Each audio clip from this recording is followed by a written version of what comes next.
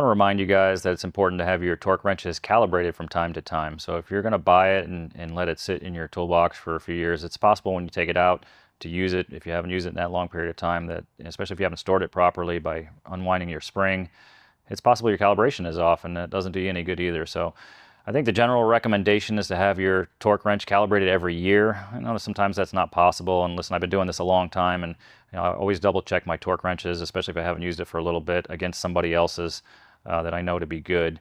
Also, the number of cycles that you go through on your torque wrench has a lot to do with when you need to calibrate it. So again, high use, more frequent calibration, and then low use, maybe more on a time-based thing.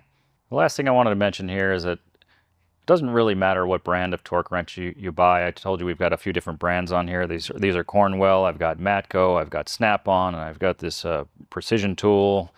It doesn't really matter all that much. If you might be wondering why I bought these in particular, I like the look of them. So that was probably number one. And then my Cornwell tool dealer was he had some kind of promotion on these. I think they were $50 off each one or something like that. So I saved $100 on the set. So if anything prompted me on that one, that's probably it.